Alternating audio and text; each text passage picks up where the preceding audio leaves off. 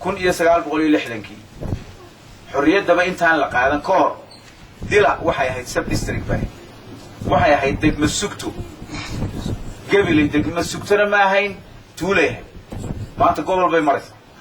لكن ما دلا سب ديستريك أي مركا هيد إنجليز مركو مركا هيستي مركي دقمدي أي هيد باي ما تطلع ما أقبلينه ما يلينه محوها إنه محوها ديجان كي عين كاها إنه السلاس ما أنت هير كان نقطة ما يلين هذا دقمة يكون مقعبات لكن دقمة هذا هو سيسوي ما وحن محوها لا هي دقمدو نمبر كعيلة هاي يوم محوها مقام كعيلة هاي ما أقبله إنه دولة الصومال اللي كمان يلينه هنا مقام كعيلة دقمة محوها تاسي كور إيو هوس بانو وشيغينا قرال بانو وجينا هرتودانو كشيغينا ميل كستانو لا تاغنahay waxaan leenahay ma yeelina maqaamkeedii hala keeno maqaamkeedii la ay lahayd hala keeno sidaas ayaan maxaa iyagana maxaa u jeedinayna waxa weeye markaan qodob kala soo qaato deegaanku waa beeraley weey xoolo dhaqato ma aha xoolaha waa lagu dhaqdaa laakiin reer guuraa ma aha marna lagama guuro marna maxaa lama soo dego waa deegaan rasmi ah waxa aad arkaysaa inaga soo horjeeday iyo inta inagu xeeranayba hadii aan yareeyo waxa weey deegaanka imkay soo eegaya ilaa jaaraa wadato 5,000 oo beerood oo cashuur dawladdu ka qaado kama yara way ka badan yihiin markaan inta kale ee hadda maxaa dhulka beeraleyda laga dhigay iyo doox xaqii hoose ee gubanka iyo ruqi iyo markaan ka reebo waxa weey deegaanku deegaan beeraley weey cashuur buu bixiyaa adduunka caalamka ninku markuu cashuurta u bixiyaa wayna wax u tartaa qoladii maamulka degmadu inay joogtaan u maleynaya kulay gudoomiye ku-xigeenkii baa jooga waxa weeye cashuurta laga qaadaa degmada waa inay wax u tartaa oo horumarinteeda wax ka gasho taasina waxa weeye kulay waxaan muxuu ahaa iyada lafteeda muxuu ahaa ka hadli doono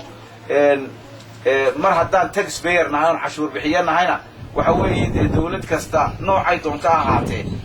muxuu xaq baan ugu leenahay gar baan ugu leenahay inay muxuu ahaa dugsiyadeeda iyo caafimaadkeega iyo biyaheegu inuu muxuu ahaa koro oo hore loo mariyo xaq baan ugu leenahay waana sheeganaynaa muxuu ahaa in la maqlo oo ay dhagahooda galaana waa rajaynaynaa insha Allah taala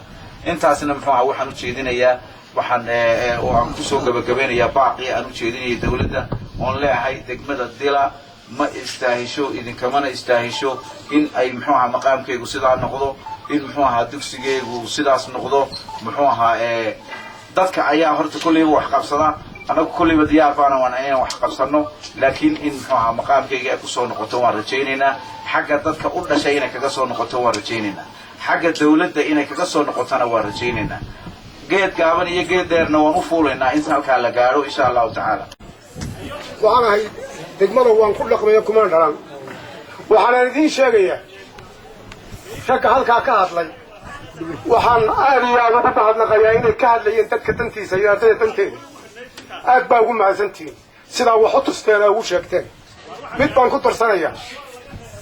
ardayda ka baxda Soomaaliland iskuulada ama jaamacada ka baxo ama secondary ka baxo even intermediate ka baxo haduu doonayo dadkii waa taab qasaareeyay waalidkii taariibuka war hiistuun muxuu qabtay maalintii hooyadii laga soo saaray ilaa maanta uu secondary ka baxay gacanta lagu hayay waxba la talayay geeri iyo baroor buu hooyadii ugu dambeeyay war dalkeena iyo dadkeena iyada ku beerta ka soo shaqeeyo noqda raaxo ayuu markuu guriga yimaado inta yara hawlka markuu iskuulka imanay oo iimaanka ku qabay